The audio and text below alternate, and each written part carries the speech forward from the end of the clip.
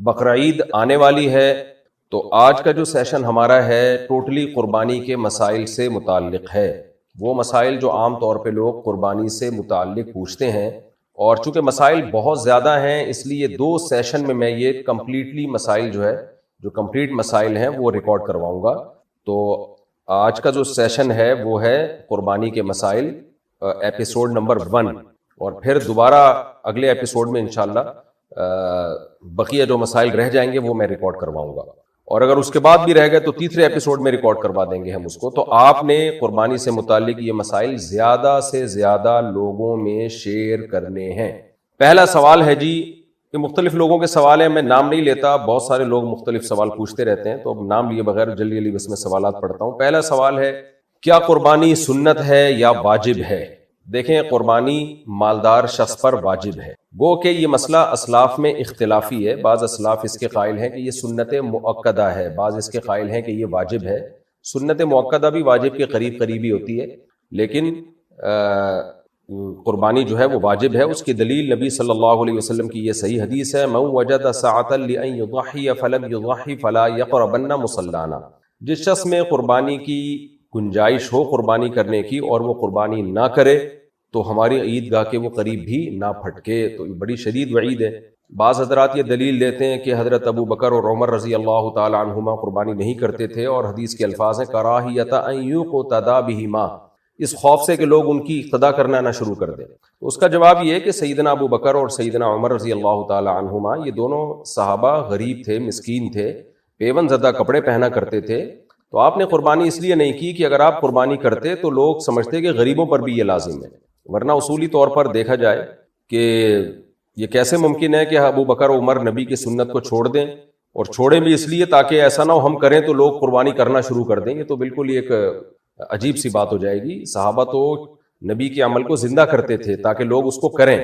تو ابو بکر عمر رضی اللہ عنہما نے اس لیے نہیں کی کہ آپ بہت مسکین تھے، صرف غریب نہیں تھے، بہت زیادہ مسکین تھے، تو اس لیے آپ اگر کرتے تو لوگ یہ سمجھتے کہ شاید سب پر واجب ہے یہ، تو غریب لوگ بھی قرضے لے لے کے اور مشکل میں پڑ کے پھر قربانی کرنا شروع کر دیتے، تو اس لیے ان دونوں نے نہیں کی۔ لیکن صحیح حدیث سے ہمیں معلوم یہی ہوتا ہے کہ نبی صلی اللہ علیہ وسلم نے فرمایا جس کے پاس قربانی کی گنجائش تھی اس نے نہیں کی، وہ ہماری عیدگاہ کے قریب نہ پھٹکے۔ وہ مسئلہ اختلافی ہے، اسلاف میں اختلاف تھا، لیکن دلیل کے لحاظ سے راجح بات یہی معلوم ہوتی ہے۔ دوسری بات، عبادات میں احتیاط کے پہلو کو ہمیشہ ترجیح دی جاتی ہے۔ دوسرا مسئلہ یہ ہے کہ کیا گھر کا سربراہ اگر قربانی کرے تو سب کی طرف سے ادا ہو جائے گی؟ یہ بھی مسئلہ اسلاف میں اختلافی رہا ہے۔ بعض اسلاف اس کے قائل ہیں کہ گھر کا سربراہ اگر کرتا ہے تو سب کی طرف سے قربانی ادا ہو جاتی ہے، لیکن اس بارے میں بھی اس حدیث کی بیس پر ہمارا موقف یہی ہے کہ جو بھی صاحب استطاعت ہے اس پر قربانی لازم ہوگی، اور دلیل یہی ہے من وجد سعۃ لأن یضحی فلم یضحی فلا یقربن مصلانا۔ جس کے پاس بھی گنجائش تھی قربانی کرنے کی اس نے قربانی نہیں کی، وہ ہماری عیدگاہ کے قریب نہ آئے۔ بہرحال اختلافی مسئلہ ہے، اس میں شدت جائز نہیں، کسی فریق پہ زیادہ ملامت یا طنز اور جو آج کل یوٹیوب پہ مناظرے بازی کے چیلنج ہوتے ہیں یہ ٹھیک نہیں ہے۔ تو احتیاط بہرحال اسی میں ہے کہ جو بھی صاحب استطاعت ہے وہ قربانی کرے۔ دوسرا مسئلہ ہے قربانی لازم کس پر ہے؟ تو قربانی صاحب استطاعت پہ لازم ہے، صاحب نصاب پہ لازم ہے۔ صاحب نصاب کسے کہتے ہیں؟ 5 چیزیں: سونا، چاندی، مال تجارت۔ مال تجارت کہتے ہیں ہر وہ سامان جو آپ نے بیچنے کی نیت سے خریدا ہو اور اب تک بیچنے ہی کی نیت ہو۔ اور چوتھی چیز ہے یعنی سونا، چاندی، کیش، مال تجارت، اور 5ویں چیز ہے ضرورت سے زائد سامان۔ ضرورت سے زائد سامان اسے کہتے ہیں جو پورے سال استعمال میں نہ ہو، جیسے کوئی پلاٹ پڑا ہوا ہے آپ کے پاس، نہ کرائے پر ہے نہ آپ اس میں رہ رہے ہیں تو یہ بھی ضرورت سے زائد ہے۔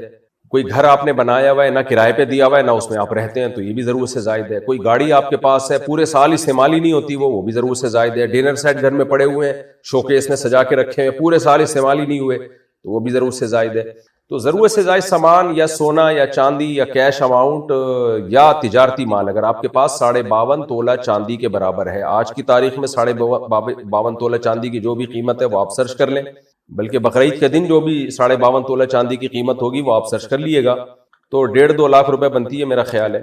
تو جس کے پاس اتنا اماؤنٹ موجود ہو اس اماؤنٹ میں سے وہ قرضے بھی نکالے، مائنس کرے، اور جو ضروری خرچے ہیں جیسے گھر کا راشن آئے گا وہ ضروری ہے، گیس بجلی کا بل یہ ضروری ہے، تو یہ ضروری خرچے مائنس کر کے اگر کسی کے پاس 52.5 تولہ چاندی کے برابر رقم بنتی ہے تو اس پر قربانی لازم ہے۔ اور جس کے پاس یہ ضروری خرچے مائنس کر کے بھی 52.5 تولہ چاندی کے برابر رقم نہیں بن رہی ہے تو پھر اس پر قربانی لازم نہیں ہے۔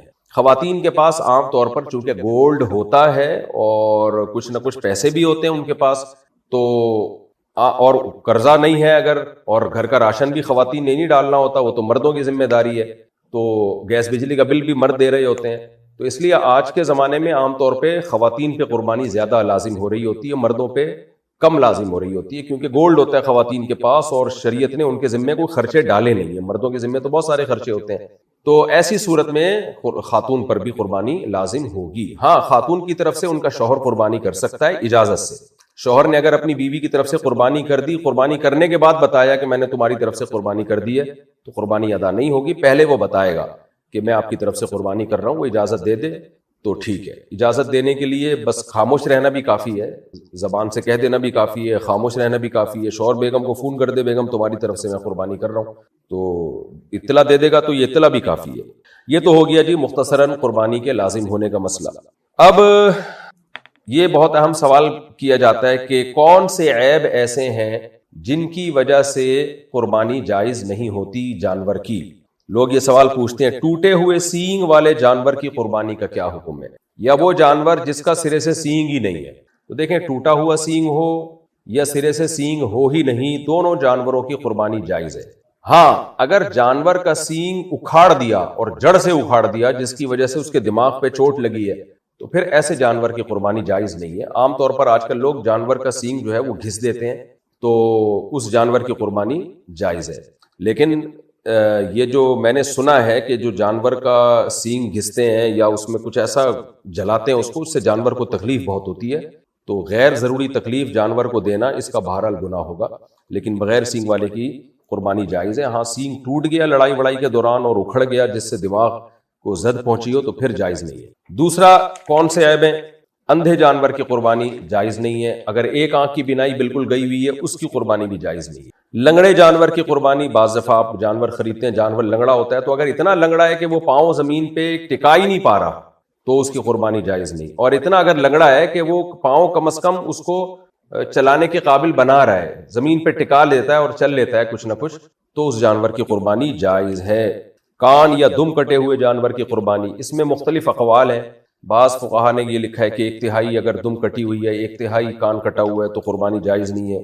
ایک قول یہ بھی ہے کہ آدھا، تو ہماری نظر میں راجح بات یہی ہے کہ اگر آدھا کان کٹا ہوا ہے یا آدھی دم کٹی ہوئی ہے تو پھر اس کی قربانی جائز نہیں ہے۔ آدھی سے کم اگر کٹی ہوئی ہے آدھی دم یا کان تو پھر اس کی قربانی جائز ہے۔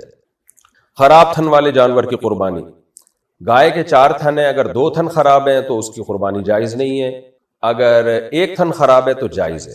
بکری کے 2 تھن ہوتے ہیں، اگر 1 تھن خراب ہے تو قربانی جائز نہیں ہے۔ خصی جانور کی قربانی بالکل جائز ہے۔ بعض دفعہ یہ بھی ہوتا ہے کہ سوال پوچھا جاتا ہے کہ جانور کا کے خصیتین میں سے ایک خصیہ ہے تو بھی جائز ہے اس کی قربانی۔ بعض دفعہ جانور کے خصیتین پیدائشی طور پر نہیں ہوتے تو بھی اس کی قربانی جائز ہے۔ کتنا کمزور جانور ہو کہ جی اس کی قربانی جائز نہیں ہے؟ اگر جانور اتنا بڈھا یا اتنا کمزور ہو چکا ہے کہ اس سے بیچارے سے چلا ہی نہیں جا رہا اور وہ قربان گاہ تک بھی چل کے نہیں جا سکتا، آپ نے یہاں سے 10 میٹر دور تک لے کے جانا ہے اس کو قربانی کرنے کے لیے، تو وہاں بھی اس کو آپ اسٹریچر میں اٹھا کے لے کے جا رہے ہیں، اتنا کمزور ہو گیا تو وہ تو بیچارہ پہلے ہی قربان ہو چکا ہے، اس کو مزید قربان کرنے کی کوشش نہ کریں آپ، اتنا ہو کہ چل سکتا ہو اپنے پاؤں پہ، تو جب تک اتنا ہے کہ اپنے پاؤں پہ چلنے کی اس میں طاقت ہے ایسے جانور کی قربانی جائز ہے۔ یہ بھی سوال پوچھا جاتا ہے جی گائے میں 7 افراد کی شرکت لازم ہے؟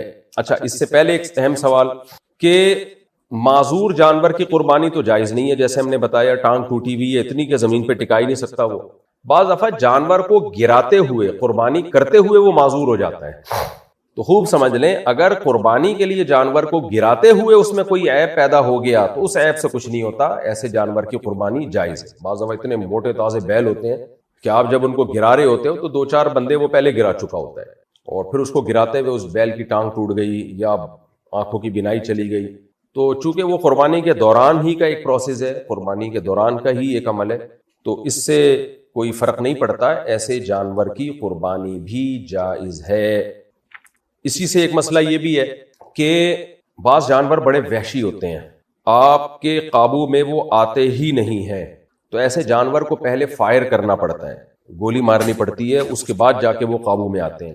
تو شرعاً یہ بھی جائز ہے کہ اگر کوئی ہٹا کٹا موٹا بیل بھینسا قابو میں ہی نہیں آ رہا آپ کے، تو آپ نے اگر اس کو فائر کیا، گولی ماری اور گولی سے وہ مرا نہیں، تو آپ نے فوراً جا کے مرنے سے پہلے اس کو ذبح کر دیا تیز دھار والی چھری سے، تو بھی اس کی قربانی جائز ہے۔ البتہ آپ نے اس کے گولی ماری اور گولی سے وہ مر گیا، آپ کے ذبح کرنے سے پہلے وہ مر گیا، تو پھر اب اس کی یعنی وہ قربانی آپ کی نہیں ہوئی ہے، اور وہ گوشت بھی آپ کے لیے حلال نہیں ہے، وہ مردار کے حکم میں ہے، کیونکہ قرآن مجید نے الموقوذہ، وہ جانور جس کو پتھر سے مارا جائے، اس جانور کو حرام شمار کیا۔ تو گولی بھی پتھر ہی کی طرح ہوتی ہے، فرق صرف یہ ہے کہ ایک پتھر وہ ہوتا ہے جو آپ ہاتھ سے پھینکتے ہو، ایک پتھر وہ ہوتا ہے جس کے لیے آپ ایک مشین استعمال کرتے ہیں تاکہ اس کی اسپیڈ بڑھ جائے۔ البتہ گولی اگر دھار والی ہے، یعنی آگے اس کے تیز باریک نوک ہے، جیسے تیر میں ہوتی ہے نوک، تو پھر دھار والی کوئی بھی چیز سے جب آپ جانور کا شکار کریں گے تو پھر شریعت نے ہمیں یہ آسانی دی ہے کہ اگر آپ نے وہ شکار بسم اللہ اللہ اکبر پڑھ کے آپ نے گولی چلائی، جس گولی کی آگے تیز نوک ہو، صرف نوک کافی نہیں ہے، گول نوکیں ہوتی ہیں بندوقوں کی، وہ اس سے کوئی فرق نہیں پڑتا، تیز دھار والی نوک ہو، یا تیر آپ نے مارا جانور پر اور وہ جانور گر گیا، آپ کے پہنچنے سے پہلے وہ مر گیا، تو بھی حلال ہے وہ۔ لیکن یہ جب ہے جب دھار ہو آگے گولی کی یا تیر کی، تو پھر اگر آپ کے پہنچنے سے پہلے جانور ہلاک ہو گیا تو حلال ہے وہ۔ ہاں، آپ پہنچے اور اس وقت زندہ تھا تو پھر آپ پر لازم ہے کہ اس کو ذبح کر دیں۔ اب آپ نے جانور پر تیر چلایا یا دھار والی گولی جس کے آگے تیز نوک ہوتی ہے، بسم اللہ اللہ اکبر پڑھ کے آپ نے اس بھینسے پہ فائر کیا، آپ قریب گئے تو اس میں جان تھی، لیکن آپ نے کہا چونکہ میں نے تیز دھار والی گولی سے یا تیر سے میں نے اس کو مارا ہے تو جان تو ہے اس میں، لیکن اب میں ذبح نہیں کرتا، تو اب وہ حرام ہو گیا، کیونکہ آپ پر لازم تھا کہ آپ فوراً اس جانور کو ذبح کر لیتے۔ تو خلاصہ کیا نکلا کہ عام گولی جو ہوتی ہے کلاشنکوف کی یا پسٹل کی، اس میں دھار نہیں ہوتی، اس سے اگر اپنے جانور کو شکار کیا قابو میں لانے کے لیے تو ذبح کرنا بہرحال ضروری ہے، مرنے سے پہلے اس کو ذبح کرنا پڑے گا۔ اور اگر دھار والی گولی جس کی آگے تیز باریک نوک ہوتی ہے یا تیر مارا آپ نے، تو اس میں اگر آپ جانور کے قریب پہنچ گئے، آپ نے غفلت نہیں کی، جیسے ہی جانور گرا آپ پہنچے اور موت سے پہلے ذبح کر دیا تو بہرحال حلال ہے، لیکن آپ کے ذبح کرنے سے پہلے وہ مر گیا تو بھی حلال ہے۔ لیکن اگر آپ نے غفلت کی، آپ نہیں گئے وہاں پہ اور اسے تڑپ کے مرنے دے دیا اپنی موت، پھر وہ حلال نہیں ہے۔ اور ایسا کر لینا چاہیے۔ آج کل بعض بیل اتنے تگڑے ہوتے ہیں، پورے محلے کو انہوں نے عذاب میں ڈالا ہوا ہوتا ہے، خود ذبح ہونے سے پہلے وہ 2-4 بندوں کو ذبح کر چکے ہوتے ہیں۔ تو ایسے موقع پہ شریعت کی گنجائش سے فائدہ اٹھانا چاہیے، بجائے اس سے کہ لوگوں کی جانوں کو رسک میں ڈالا جائے، تو کسی فائر وغیرہ سے ایسے خطرناک قسم کے جانوروں کو شوٹ کر دینا تاکہ وہ قابو میں آ جائیں، کچھ تھوڑا سا خون نکل جائے تاکہ وہ زمین پہ گر جائیں، تو اس میں کوئی حرج ہے نہیں، کر لینا چاہیے ایسا اگر مجبوری ہو۔ اچھا، ایک اہم سوال یہ بھی پوچھا جاتا ہے جی کہ کن جانوروں کی قربانی جائز ہے؟ کیا بھینسے کی قربانی بھی جائز ہے؟ اس کی کیا دلیل ہے؟ طرح یاک ایک چترال میں جنگلی بھینسا، یہ بھینسا کہلاتا ہے، جنگلی کا تو میں نہیں کہہ سکتا، جنگلی بھی ہوتے ہیں، وہ گھریلو بھی ہوتے ہیں، تو کیا اس کی قربانی بھی جائز ہے؟ تو خوب سمجھ لیں، ہمیں 4 جانوروں کی قربانی کا حکم دیا گیا ہے۔ بیل جس میں گائے بھی آتی ہے یعنی نر مادہ، دمبا بھیڑ یہ بھی اسی میں آتے ہیں، بکرا بکری اور اونٹ۔ تو بھیڑ میں بھیڑ دمبا یہ سب چیزیں اس میں آتی ہیں، چکی والا ہو چاہے چکی والا نہ ہو۔ بھینس کا حدیث میں تذکرہ نہیں ملتا، اس لیے آج کل بعض علماء نے یہ کہنا شروع کیا کہ بھینس کی قربانی جائز نہیں ہے، لیکن ماضی میں ہمیں اس کے جائز ہونے پر اجماع ملتا ہے۔ اب وہ اجماع یعنی کیوں امت کا اجماع ہوا تھا کہ بھینس کی قربانی جائز ہے؟ اس کی وجہ یہ ہے کہ یہ جو 4 جانور جن کی قربانی کا شریعت نے ہمیں حکم دیا ہے، ان میں قدر مشترک کیا چیز ہے، کامن چیز کیا ہے؟ ایک تو یہ کہ یہ چوپائے ہیں، نمبر 2 یہ پالتو ہوتے ہیں، گھریلو ہوتے ہیں۔ تو اس لیے حضرات فقہاء کرام کا اس پر ماضی میں اجماع ہو چکا ہے کہ بھینس بھی گائے کے حکم میں ہے، میڈیکلی نہیں ہے، شرعی لحاظ سے گائے کے حکم میں ہے وہ۔ تو بھینس کو گائے پر قیاس نہیں کیا گیا ہے، بلکہ بھینس کو قربانی کے معاملے میں لاحق کیا گیا ہے گائے کے ساتھ، یعنی گائے کی جنس میں شامل کیا گیا ہے، کیونکہ وہ بھی چوپایا ہے، بیسک منافع اس کے بھی وہی ہیں جو گائے کے ہوتے ہیں، بنیادی منافع، اور ہے بھی پالتو، یعنی جنگلی نہیں ہوتی ہے، گھریلو ہوتی ہے۔ اسی وجہ سے جنگلی بھینسے کی قربانی جائز نہیں ہے۔ اور اسی سے یاک کا حکم بھی آپ کے سامنے آ گیا، یاک جو ہے اگر پالتو ہے، گھریلو ہے، تو اس کی قربانی جائز ہے۔ اگر وہ گھریلو پالتو نہیں ہے بلکہ وہ جنگلی ہے وحشی ہے تو پھر اس کی قربانی جائز نہیں ہے۔ تو خلاصہ یہ نکلا کہ بھینس کی قربانی اس کے جائز ہونے پر بھی اجماع رہا ہے، تو بھینسا بھی آپ قربان کر سکتے ہیں، بھینس بھی کر سکتے ہیں، اور یاک بھی کر سکتے ہیں اگر وہ پالتو ہے، اور بکرا بکری وغیرہ تو سب کو معلوم ہی ہے، تو ان جانوروں کی قربانی بھی جائز ہے۔ البتہ ہرن کی قربانی، شتر مرغ کی قربانی یہ جائز نہیں ہے، کیونکہ یہ جنگلی جانور ہیں، اور شتر مرغ تو چوپایوں میں اس کا شمار ہوتا بھی نہیں ہے۔ اسی طرح یہ جو مارخور ہے اس کی بھی قربانی جائز نہیں، کیونکہ یہ بکروں کی اقسام میں آتا ہے، لیکن یہ گھریلو نہیں ہوتے، یہ بلکہ یہ وحشی اور جنگلی جانور ہوتے ہیں، تو اس لیے مارخور کی قربانی بھی جائز نہیں ہے۔ جانور کی عمر کتنی ہو، یہ بھی سوال پوچھا جاتا ہے۔ کیا 2 دانت کا ہونا ضروری ہے؟ بالکل ضروری نہیں ہے۔ گائے اور بیل میں 2 سال کا ہونا ضروری ہے، یعنی آپ بقرعید کے پہلے دن اگر کوئی گائے یا بیل ذبح کر رہے ہیں تو یہ ضروری ہے کہ وہ پچھلی سے پچھلی بقرعید میں اس وقت سے پہلے پیدا ہو چکا ہو جس وقت آپ قربانی کر رہے ہیں، یعنی اسلامی لحاظ سے 2 سال کا ہونا ضروری ہے، انگریزی لحاظ سے نہیں۔ یعنی آپ نے پچھلے سے پچھلے سال بقرعید کے پہلے دن دوپہر کے وقت آپ کی گائے نے ایک بچہ دیا، پچھلی سے پچھلے سال والی بقرعید میں دوپہر کے وقت، تو آپ اس بقرعید میں صبح کے وقت اس بچے کو ذبح نہیں کر سکتے، کیونکہ ابھی 2 سال پورے نہیں ہوئے۔ آپ ظہر کے بعد کر سکتے ہو، کیونکہ ظہر کے بعد بقرعید کے پہلے دن وہ 2 سال کا مکمل ہو جائے گا۔ اس مثال سے آپ کو سمجھ میں آ گیا ہوگا کہ ہر وہ جانور جو پچھلے سے پچھلی بقرعید سے پہلے پیدا ہو چکا ہو اس کو آپ اس بقرعید میں ذبح کر سکتے ہو، گائے اور بیل میں، اور جو پچھلے سے پچھلی بقرعید کے پہلے دن پیدا ہوا تو پہلے دن وہ ٹائم گزرنے کے بعد یا اگلے دن آپ اس کو ذبح کر سکتے ہو، اور پچھلے سے پچھلے سال بقرعید میں اگر وہ تیسرے دن پیدا ہوا تو پھر پہلے اور دوسرے دن نہیں ذبح کر سکتے، آپ اس کو تیسرے دن ذبح کرو گے اس ٹائم کے بعد جس ٹائم میں وہ پیدا ہوا تھا، تاکہ 2 سال کمپلیٹ ہو جائے۔ یہی حکم بکری میں اور بکرے میں۔ اونٹ میں کم سے کم 5 سال کا ہونا ضروری ہے، 5 سال سے پہلے آپ اونٹ کو نہر یا ذبح نہیں کر سکتے۔ گائے اور بیل میں 2 سال ہو گئے، اور بکرا بکری میں 1 سال ہو گیا، اور دمبے میں اصل حکم تو یہی ہے کہ کم سے کم 1 سال کا ہو، لیکن اگر دمبا یا بھیڑ موتا تازہ خوب بھرا ہوا ہے، 6 مہینے کا بھی اگر ہے، وہ دیکھنے میں وہ سال کا لگ رہا ہو، سال کا لگنے کا مطلب یہ کہ اس 6 مہینے کے دمبے کو اگر آپ سال والے دمبوں میں چھوڑتے ہو تو فرق کرنا بہت مشکل ہو جاتا ہے کہ یہ سال کا ہے یا نہیں ہے، تو ایسے دمبے کی قربانی بھی جائز ہے۔ لیکن 6 مہینے سے بھی اگر وہ کم کا ہے پھر جائز نہیں ہے اس کی قربانی، یا 6 مہینے کا ہے لیکن وہ دبلا پتلا بہت ہے اور دیکھنے میں لگ نہیں رہا سال کا، تو بھی جائز نہیں ہے۔ تو یہ تو ہو گیا جی جانور کی عمر۔ باقی 2 سال جو ہے 2 دانت لوگوں نے ایک اپنے لیے ایک معیار متعین کیا ہوا ہے، کیونکہ ہمیں پتہ نہیں ہوتا کہ جو جانور بیچ رہا ہے وہ سچ کہہ رہا ہے یا جھوٹ کہہ رہا ہے۔ تو جانور کے دانت جب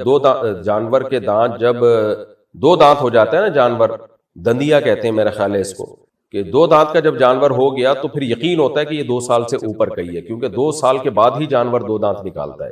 لیکن یہ بہرحال ضروری نہیں ہے، اگر جانور کھیرا ہے 2 سال گائے میں، اور اونٹ میں 5 سال، اور بکرا بکری میں 1 سال وہ مکمل کر چکا ہے، اور جو بیچ رہا ہے آپ کو جانور، آپ کو اس کی دیانتداری پہ یقین ہے یا غالب گمان ہے، وہ کہتا ہے بھائی قسم اٹھا کے کہہ دیتا ہے یار یہ میں اللہ کی قسم اٹھا کے کہتا ہوں کہ یہ 2 سال کا ہو چکا ہے، اور آپ کو اس کی بات پہ یقین آ جاتا ہے تو بھی آپ قربانی کر سکتے ہیں۔ لیکن اگر آپ کو اس کی بات پہ یقین نہیں آتا تو پھر آپ قربانی نہیں کر سکتے۔ یہ تو ہو گیا جی جانور کی عمر سے متعلق۔ اب ہم مزید بھی کچھ مسائل کی طرف چلتے ہیں۔ گائے میں کیا 7 افراد کی شرکت لازمی ہے؟ دیکھیں گائے ہو یا اونٹ، اس میں 7 افراد کی شرکت لازمی نہیں ہے، 7 افراد سے زیادہ شریک نہیں ہو سکتے، یہ مطلب ہے، یعنی ایک گائے میں 7 افراد سے زیادہ نہیں شریک ہو سکتے۔ 7 افراد ہو سکتے ہیں، 7 سے کم بھی ہو سکتے ہیں۔ ایک آدمی پوری ایک گائے اپنی طرف سے کر سکتا ہے، 2 آدمی مل کے آدھی گائے بھی اپنی طرف سے کر سکتے ہیں۔ اب لوگ اس میں یہ کر رہے ہوتے ہیں کہ 2 آدمی جب ایک گائے میں حصہ لیتے ہیں تو ایک 4 حصے لے رہا ہوتا ہے، ایک 3 حصے لے رہا ہوتا ہے، یہ بھی جائز ہے، لیکن اس تکلف کی ضرورت نہیں ہے۔ جب 2 آدمی مل کے ایک گائے کر رہے ہیں تو آدھی گائے ایک کی، آدھی گائے دوسرے کی، ایسے کر رہے ہیں۔ اب 3 آدمی اگر گائے میں شریک ہیں یا اونٹ میں شریک ہیں تو وہ کیا تکلف کر رہے ہوتے ہیں، ایک کو 3 حصے دے دو، ایک کو 2 حصے دے دو، ایک کو 2 حصے دے دو، اس طرح کر کے گھما رہے ہوتے ہیں۔ وہی یہ بھی ٹھیک ہے، لیکن یہ بھی ٹھیک ہے کہ 3 آدمی ہیں برابر ہو جائیں، 1/3 اس کی، 1/3 اس کی، 1/3 اس کی، تو اس طرح بھی گائے میں شرکت ہو سکتی ہے۔ تو 7 کا مطلب ہے کہ 7 سے زیادہ نہیں شریک ہو سکتے، 7 سے کم شریک ہو سکتے ہیں، گائے میں بھی اور اونٹ میں بھی۔ قصائی کو اجرت کے طور پہ قربانی کا گوشت دینا جائز ہے؟ نہیں، جائز نہیں ہے۔ قصائی کو آپ پیسے الگ سے دیں، جانور کی کوئی بھی چیز چاہے رسی ہی کیوں نہ ہو، وہ کھال ہی کیوں نہ ہو، وہ بھی قصائی کو آپ قربانی کی اجرت کے طور پر نہیں دے سکتے۔ باہر ملک والے پاکستان میں قربانی کیسے کریں؟ باہر ملک والے جب پاکستان میں قربانی کریں گے یا پاکستان والے باہر ملک میں قربانی کریں گے تو دونوں جگہ بقرعید کا وقت ہونا ضروری ہے، خوب سمجھ لیں۔ اب سعودی عرب میں بقرعید ایک دن پہلے ہے، آپ کے ہاں بقرعید ایک دن بعد ہے، آپ نے اپنی قربانی سعودی عرب میں کر لی تو وہاں تو یہاں تو ابھی بقرعید شروع ہی نہیں ہوئی، یا ان لوگوں نے قربانی یہاں کر لی ایک دن پہلے تو یہاں بھی بقرعید شروع نہیں ہوئی ہے۔ تو اس لیے عام طور پر جب دوسرے ملک میں قربانی کی جاتی ہے تو دوسرے دن کی جاتی ہے تاکہ وہاں بھی بقرعید کا دن ہو اور یہاں بھی بقرعید کا دن ہو۔ قربانی فرض ہونے کے باوجود کسی نے نہ کی ہو تو اب کیا حکم ہے؟ دیکھیں، اگر قربانی کسی سے رہ گئی، اس پہ لازم تھی، پھر بھی اس نے قربانی نہیں کی تو اب شریعت میں حکم یہ ہے کہ وہ قربانی نہیں کر سکتا، اب وہ جانور کی قیمت صدقہ کرے گا۔ یعنی ایک درمیانے درجے کے جانور، بکرا، بکر یا دمبا وغیرہ، تو اس کے ایک درمیانے درجے کے جانور کی قیمت غریب پہ صدقہ کر دے۔ اب وہ جانور کو ذبح کر کے یہ قضا نہیں کر سکتا، صدقہ کرنی پڑے گی قیمت اس کو۔ اچھا، قربانی کر کے گوشت نہ کھانے والوں کے لیے پیغام۔ دیکھیں، قربانی کا مقصد جہاں ابراہیم علیہ السلام کی سنت کو زندہ کرنا ہے، وہاں ساتھ ساتھ اللہ کے دن، اللہ نے جو اس دن ہماری ضیافت کی ہے، مہمانی کی ہے، یعنی اللہ میزبان ہے، ہم مہمان ہیں، تو اس کو بھی زندہ کرنا ہے ہم نے۔ اسی وجہ سے بقرعید میں 4 دن کے روزے حرام ہو جاتے ہیں، یعنی 10، 11، 12 اور 13 ایام تشریق کے روزے حرام ہو جاتے ہیں تاکہ اللہ کی ضیافت سے اعراض لازم نہ آئے۔ تو اگر آپ دوسرے ملکوں میں قربانی کرتے ہیں ضرور کریں، لیکن کچھ نہ کچھ قربانی اپنی جگہ پہ بھی کرنی چاہیے تاکہ آپ بقرعید والے دن قربانی کا گوشت کھائیں، تاکہ وہ جو اللہ تعالیٰ کی طرف سے ایک ضیافت ہے ہمارے لیے، اس میں ہمارے لیے شرکت ہو جائے۔ تو اس میں استغنا برتنا کہ ہمیں بالکل گوشت نہیں چاہیے۔ میں نے دیکھا ہے بعض لوگوں کے گھروں میں بقرعید کے دن بھی دال چاول بن رہے ہوتے ہیں یا چکن کھا رہے ہوتے ہیں، وہ یہ غلط بات ہے، ایک بے مروت، یعنی ایک ناشکری ایک طرح سے ہے یہ۔ تو ہمیں روزے حرام اللہ نے اس لیے کر دیے کہ یہ کھانے کا اللہ تعالیٰ کی طرف سے گوشت کی ضیافت ہے۔ یہ ایسے ہی ہے جیسے کسی نے آپ کی دعوت رکھی پیر کے دن یا منگل کے دن اور آپ نے روزہ رکھ لیا تو اس کو غصہ آئے گا نا۔ تو اللہ نے روزے حرام اس لیے کیے ہیں کہ یہ ایام اکل و شرب حدیث میں آتا ہے، تو اس لیے قربانی کا گوشت کچھ نہ کچھ خود بھی کھانا چاہیے، لہذا اپنے گھر پہ قربانی کرنی چاہیے۔ کیا ہم عید کے چوتھے دن قربانی کر سکتے ہیں؟ نہیں کر سکتے۔ کسی صحیح حدیث سے یہ بات ثابت نہیں ہے کہ نبی صلی اللہ علیہ وسلم نے عید کے چوتھے دن قربانی کی ہو یا کرنے کا حکم دیا ہو، جبکہ اس کے برخلاف صحیح احادیث سے، صحابہ کے آثار سے یہ بات ثابت ہے کہ ایام نہر صرف 3 ہے۔ اس پر میں دلائل سے ایک آڈیو بیان ریکارڈ کروا چکا ہوں کئی سال پہلے، تو اس لیے مضبوط قول یہی ہے کہ چوتھے دن قربانی نہیں ہوتی۔ اب تو بعض اہل حدیثوں نے بھی مان لیا ہے، حافظ زبیر علی زئی جو اہل حدیث کے عالم تھے، ان کا بھی یہی قول ہے کہ یہ چوتھے دن قربانی جائز نہیں ہے۔ قربانی کے جانور کی کھال کا کیا کریں؟ قربانی کے جانور کی کھال یا تو بیچ کے اس کی قیمت صدقہ کر دی جائے یا کھال کو ایز اٹ از استعمال کر لیا جائے، وہ جائز ہے۔ جیسے قربانی کا گوشت آپ بیچ کے پیسے کھا نہیں سکتے، قربانی کا گوشت بیچا تو پیسے صدقہ کرنے پڑیں گے، تو کھا سکتے ہیں آپ، تو ایسے ہی کھال کا آپ استعمال کر سکتے ہیں۔ قربانی کے جانور کی کھال آپ نمک لگا کے سکھا لیں یا ایک پروسیس کے تحت گزار کے لیدر بنا لیں، اس کی آپ جیکٹ بنا لیں، کچھ بھی بنا لیں، جائے نماز بنا لیں۔ میں نے ایک دفعہ بنائی تھی گھر میں، بڑا زبردست وہ بن گئی تھی، وہ تو ایک بڑی اچھی سا کارپیٹ ٹائپ کی چیز بن جاتی ہے۔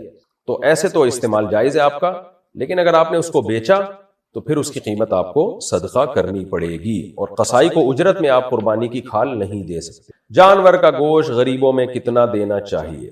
بہتر ہے کہ 1/3 گوشت آپ غریبوں میں تقسیم کر لیں، لیکن اگر آپ کی فیملی بڑی ہے اور آپ پورے سال آپ کے لیے گوشت کھانا مشکل ہوتا ہے تو پھر فقہا نے لکھا ہے کہ اپنی فیملی کو پھر ترجیح دینا سب سے پہلے۔ بعض لوگوں کے بچے ہوتے ہیں، چھوٹے غریب لوگ ہوتے ہیں، وہ سال میں ایک دفعہ ان کو قربانی کے نیت سے پھر انہوں نے جانور قربان کر لیا ہوتا ہے، تو ایسے لوگوں کو چاہیے اپنے بچوں کو گوشت کھلائیں، وہ زیادہ بہتر ہے۔ لیکن اگر آپ مالدار ہیں اور گوشت پورے سال آپ کھاتے رہتے ہیں تو کچھ گوشت تو بہرحال آپ خود کھائیں تاکہ اللہ کی ضیافت سے اعراض لازم نہ آئے، اللہ کی ضیافت میں آپ شریک ہو جائیں، لیکن 1/3 گوشت پھر بہتر ہے کہ غریبوں میں تقسیم کر دیا جائے۔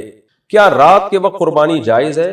رات کے وقت بھی قربانی جائز ہے لیکن بہتر نہیں ہے، کراہت تنزیہی ہے اس میں۔ وجہ اس کی یہ ہے کہ 2 وجہ سے، ایک تو اس میں خطرہ ہوتا ہے کہ جو ہے آج کل تو یہ خطرہ نہیں ہے، لائٹیں ہوتی ہیں، لیکن پہلے زمانے میں خطرہ یہ تھا اندھیرے میں ایسا نہ ہو ذبح صحیح نہ کر پائیں آپ.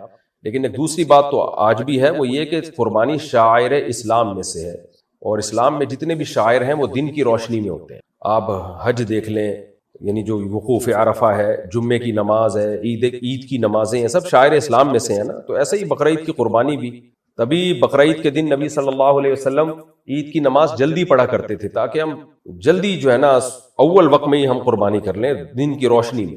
تو شاعر اسلام دن کے وقت ہی زندہ کیے جاتے ہیں، تو اس لیے افضل بہرحال یہی ہے کہ قربانی دن میں کی جائے. اگر آپ نے اگلے دن قربانی کرنی ہے تو بھی دن میں کر لیں، آپ تیسرے دن قربانی کرنی ہے تو بھی دن کی روشنی میں کریں. آپ قربانی کے جانور کا گوشت 7 حصوں میں کیسے تقسیم کریں؟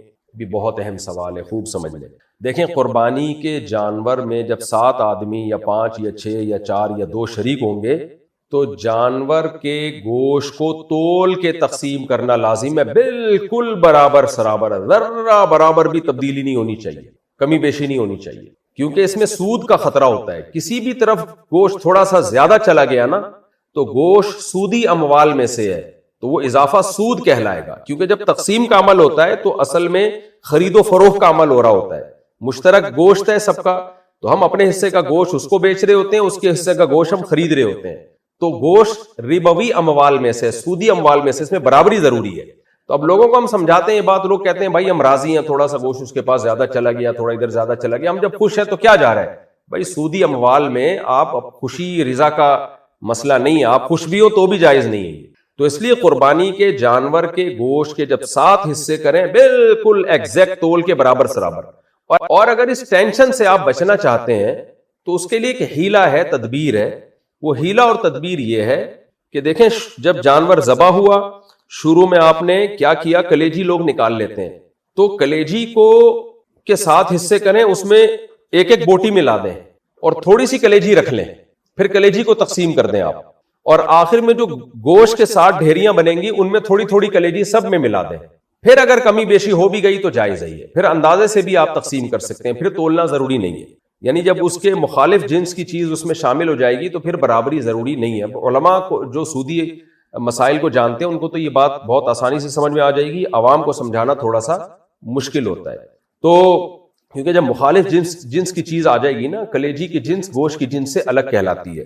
تو کیا کیا آپ نے، شروع میں کلیجی کے 7 حصے کیے، اس میں تھوڑا تھوڑا گوشت ملا دیا، اور آخر میں گوشت کے 7 حصے کیے، اس میں تھوڑی تھوڑی کلیجی ملا دی. آسان سی بات ہے. تو پھر آپ اندازے سے بھی تقسیم کر سکتے ہیں. تو اس طرح سے کر لیں.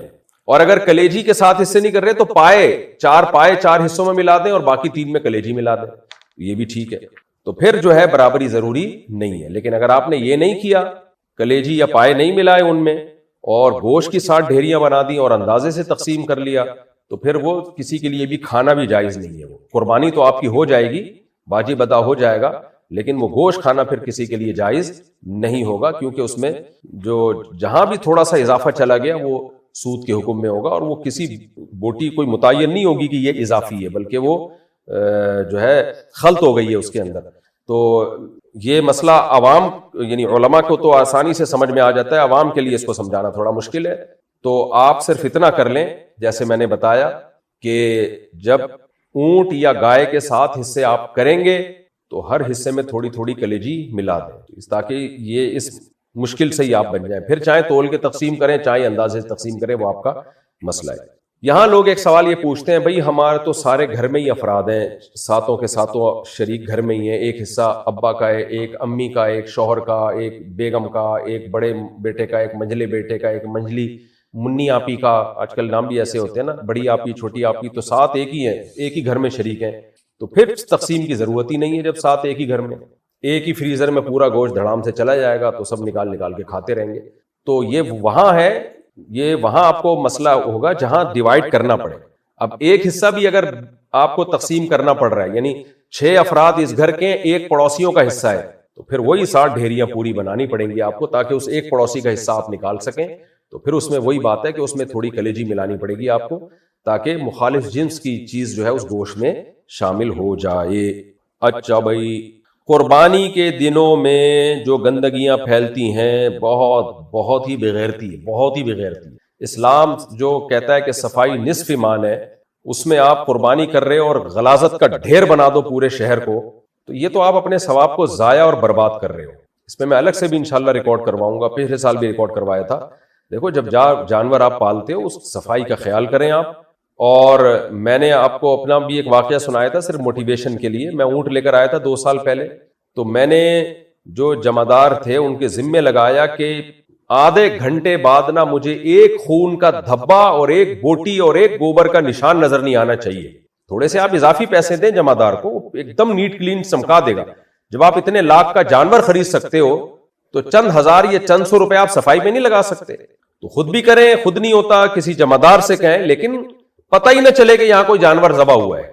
دیکھیں نبی صلی اللہ علیہ وسلم نے فرمایا ایمان کے 70 سے زیادہ شعبے ہیں، سب سے کم درجے کا شعبہ یہ ہے کہ آپ راستے سے تکلیف دہ چیز کو ہٹائیں. یعنی اگر کوئی راستے سے تکلیف دہ چیز نہیں ہٹاتا تو وہ ایمان کے آخری حصے پہ بھی نہیں ہے. تو یہ تو جب ہے جب آپ تکلیف دہ چیز دیکھ رہے ہیں ہٹا نہیں رہے، اور اگر کوئی تکلیف دہ چیز راستے میں پھینک رہا ہے تو وہ تو ایمان کا حصے میں ہے ہی نہیں. وہ تو آپ قربانی کا جانور لاتے اور غلاظتیں وہیں پھینک رہے ہو، وہیں اس کا خون سڑ رہا ہے، بدبو آ رہی ہے، لوگوں کو گزرنے میں تکلیف ہو رہی ہے. تو یہ کیسی قربانی ہے بھائی، جو آپ ایمان کے آخری حصے پر کو چھوڑ دیا آپ نے اور بڑے والے حصے کو آپ نے پکڑ لیا. تو اس لیے قربانی کر کے اپنا ثواب ضائع نہ کریں، اس کی آلائشوں کو، اس کی گندگیوں کو ٹھکانے لگائیں، اور فوراً ٹھکانے لگائیں. یہ نہیں کہ تیسرے دن ٹھکانے لگا رہے ہیں. جہاں جانور ذبح ہوا، گوشت تقسیم ہوا، گلی میں جو کچھ گندگی ہے آپ نے پیسے خرچ کرنے، یا خود محنت کرنی ہے، یا پیسے خرچ کرتے ہوئے لوگوں کو کنجوسی ہو رہی ہوتی ہے. او بھائی تم نے اتنا عرصہ اتنا مہنگا جانور خریدا اور تم مالدار تھے، جبھی تو تم پر قربانی واجب ہوئی ہے.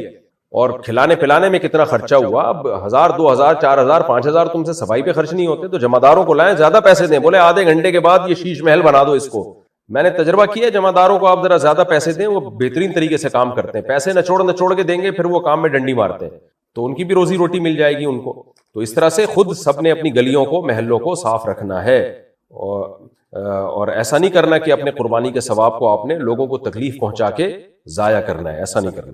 حرام آمدن والے کو گائے کے حصے میں شامل کرنا، جس کے بارے میں پہلے سے پتا ہو کہ اس کی ٹوٹل آمدن حرام ہے. ٹوٹلی اس لیے کہہ رہا ہوں کہ بعض لوگ مکس کما رہے ہوتے ہیں، حلال بھی حرام بھی. تو اس میں تو دیکھا جائے گا اگر زیادہ حلال ہے تو پھر حلال ہی ہم یہی سمجھیں گے ہمیں حلال سے دے رہے ہیں، زیادہ حرام ہے تو ہم یہ سمجھیں گے ہمیں حرام سے دے رہے ہیں. تو لیکن اگر پتہ نہیں ہے تو پھر جائز سمجھا جائے گا، کیونکہ ہمیں بدگمانی کی اجازت نہیں ہے. لیکن اگر آپ کو پتہ چل گیا بھائی اس آدمی کی جو سورس آف انکم ہے وہ زیادہ تر یہ حرام ہی کماتا ہے، اوپر کی آمدن اس کی زیادہ ہے، تو پھر آپ اس سے یہ کہیں گے بھائی آپ اپنے حلال پیسوں سے قربانی کرو. اگر اس نے حلال الگ سے نکال کے رکھے ہوئے ہیں وہ لا کے دیتا ہے تو آپ اس کی بات پہ یقین کر لیں. دلوں کے حالات ہم نہیں جانتے، لیکن جب تک وہ ایسی صراحت نہیں کرتا تو پھر آپ کے لیے اسے قربانی میں شریک بنانا جائز نہیں ہے. سودی بینک میں اگر سود سے متعلق کسی ڈپارٹمنٹ میں کوئی جاب کرتا ہے یا انشورنس کمپنی میں جاب کرتا ہے، اسی یعنی براہ راست جس کا انشورنس کمپنی کے معاملات سے تعلق ہو، کیونکہ انشورنس کمپنی میں تو ڈاکٹرز بھی ہوتے ہیں جو انہوں نے ہائر کیے ہوئے ہوتے ہیں، ان کی آمدن حلال ہے. میں بات کر رہا ہوں جو انشورنس کمپنی کا جو ایک ڈھانچہ ہے، اسٹرکچر ہے، جس کے بغیر کمپنی چل نہیں سکتی، ایسے کسی شعبے میں جب کوئی ہوگا تو اس کی آمدن بھی حرام ہے. سودی بینک میں کوئی مینیجر ہے یا اسی طرح کوئی سودی معاملات لکھتا پڑھتا ہے، لکھنے پڑھنے کا کام ہے یا اکاؤنٹ کھولنے کا کام ہے لوگوں کو موٹیویٹ کر کے، تو ایسی شخص کی آمدن حرام ہے. یا شراب کا بزنس ہے کسی کا، تو حرام آمدن والے کو اگر آپ نے قربانی کے حصے میں شریک کر لیا تو کسی کی بھی قربانی نہیں ہوگی، اور وہ گوشت بھی سب کے لیے حرام ہو جائے گا، گوشت کھانا بھی جائز نہیں ہوگا. تو اس لیے اس میں احتیاط کرنا ضروری ہے. باقی اگر کسی کو پتہ نہیں ہے تو پھر تفتیش کرنے کی بہت زیادہ اس میں ضرورت نہیں ہے. کسی نے اپنے منہ سے کہہ دیا کہ بھئی میں حلال کماتا ہوں، میں یہ ان شعبوں سے میرا تعلق نہیں ہے، یا میں سودی بینک میں جاب تو کرتا ہوں لیکن میں نے قربانی کے لیے الگ پیسے رکھے ہوئے ہیں، تو بس اس کی زبان پر اعتماد کر لینا کافی ہے، زیادہ ڈیپ میں گہرائی میں جانے کی ضرورت نہیں ہے. اونٹ کی قربانی میں 7 حصے ہیں یا 10 حصے؟ اونٹ کی قربانی میں 7 حصے ہیں، وہ جو 10 والی حدیث ہے وہ مال غنیمت سے اس کا تعلق ہے. شرک کرنے والے کے ساتھ قربانی کرنے والوں کی قربانی کا کیا حکم ہے؟ کسی کا عقیدہ 2 ٹوک شرکیہ ہو، بالکل واضح، نبی صلی اللہ علیہ وسلم کو بغیر کسی تعویل کے وہ مشکل کشا حاجت روا مانتا ہو کوئی شخص، آپ صلی اللہ علیہ وسلم کو کلی علم غیب کا قائل مانتا ہو، یعنی اس کا قائل ہو کہ نبی صلی اللہ علیہ وسلم کلی طور پر عالم الغیب تھے، ما کانا وما یکونو کا علم تھا آپ کو، کوئی چیز آپ کے علم سے مخفی نہیں تھی، تو یہ تو کلی علم غیب ہو گیا. یا آپ صلی اللہ علیہ وسلم کو اللہ نے اتنے اختیارات دے رکھے ہیں کہ جب چاہیں جہاں سے چاہیں نبی صلی اللہ علیہ وسلم ہماری مدد کر سکتے ہیں، یا فلاں بزرگ ہماری مدد کر سکتے ہیں، یا کوئی ختم نبوت کے عقیدے کا منکر ہے جیسے قادیانی ہے، تو ایسے کفریہ عقیدہ کسی کا واضح طور پر اگر ہوگا تو پھر اس کی قربانی کو، اس کے کا اگر آپ نے حصہ اپنے جانور میں ڈال دیا تو اس کی قربانی بھی، کسی کی بھی قربانی پھر نہیں ہوگی، سب کی قربانی غلط ہو جائے گی، ناجائز ہو جائے گی. اور ذبح کرنے والے کے لیے بھی ضروری ہے، خوب سمجھ لیں، قربانی کا جانور ہو یا عام جانور ہو، کسی مشرک نے اگر ذبح کیا جو دو ٹوک اور صاف لفظوں میں نبی کو عالم الغیب مشکل کشا مانتا ہو، جس کی میں نے تفسیر ابھی بیان کی ہے، تو ایسے شخص نے اگر جانور بھی ذبح کر دیا تو بھی وہ جانور حرام ہو جائے گا، تو اس کا گوشت بھی کسی کے لیے حلال نہیں ہے. ہاں، بدعتی ہونے سے فرق نہیں پڑتا، یعنی بدعتی اگر کوئی ہے تو عقیدہ اس کا شرکیہ نہیں ہے، تو پھر اس کا اگر گائے میں حصہ ہے تو قربانی ہو جائے گی، اور اگر اس نے ذبح کر دیا تو بھی قربانی ہو جائے گی. لیکن مشرک یا ختم نبوت کا کوئی منکر ہے، یا اسلام کے کسی بنیادی عقیدے کا کوئی منکر ہے، تو اس سے اگر کسی نے ذبح کروا لیا تو بھی جانور حرام، اور اس کو قربانی کے حصے میں شریک کر لیا تو بھی قربانی برباد ہو جائے گی سب کی. اور میں نے جیسے بتایا کہ جانور ذبح کرنے والے کا توحید پرست ہونا ضروری ہے. البتہ عیسائی یہودی کو اللہ نے اس سے مستثنا کیا ہے، تو ایک تو ان کا ذبیحہ بھی حلال ہے ہمارے لیے. ہاں، یہ ضرور ہے کہ جو ذبح کرنے والا اگر مسلم ہے اور وہ بسم اللہ اللہ اکبر نہیں پڑھتا یا اللہ کا نام نہیں لیتا تو بھی جانور حرام ہو جاتا ہے. کیونکہ ہم نے دیکھا ہے بعض دفعہ قصائی جانور ذبح کر رہے ہوتے ہیں، منہ میں ان کے گٹکے ہوتے ہیں، ان کو گٹکا نکالتے ہوئے تکلیف ہو رہی ہوتی ہے، تو وہ تکبیر کہہ نہیں رہے ہوتے. اگر بھول گیا نا کوئی بسم اللہ اللہ اکبر کہنا، کوئی شخص بھول گیا تو جانور حلال ہے. حدیث میں آتا ہے ہر مسلمان کے دل میں اللہ کا نام موجود ہے آلریڈی. اگر بھولے سے کسی سے اللہ کا نام چھوٹ گیا، کیونکہ وہ ایسا وقت ہوتا ہے جانور ہل رہا ہوتا ہے، آپ دفعہ آپ کو اس کی فکر ہوتی ہے بھاگ نہ جائے، تو آپ ذبح کرنے میں ٹائم لگا دیتے ہو، بسم اللہ اللہ اکبر پڑھنا بھول جاتے ہو، تو بھولے سے چھوٹ گیا حلال ہے جانور. لیکن جان کر چھوڑ دیا گٹکے کی وجہ سے، لوگ یاد دلا رہے ہوتے ہیں بعض دفعہ قصائی کو، پھر بھی وہ نہیں بول رہا ہوتا، منہ سے پھوٹ ہی نہیں رہا ہوتا، کچھ الفاظ نکالو بھائی منہ سے. تو اسی وجہ سے یہ بسم اللہ اللہ اکبر زور سے پڑھنا چاہیے تاکہ لوگوں کے دل میں شک شبہ بھی ختم ہو جائے. تو اگر کسی نے نہیں کیا، اللہ اکبر نہیں پڑھا، تو پھر جانور حرام ہو جائے گا.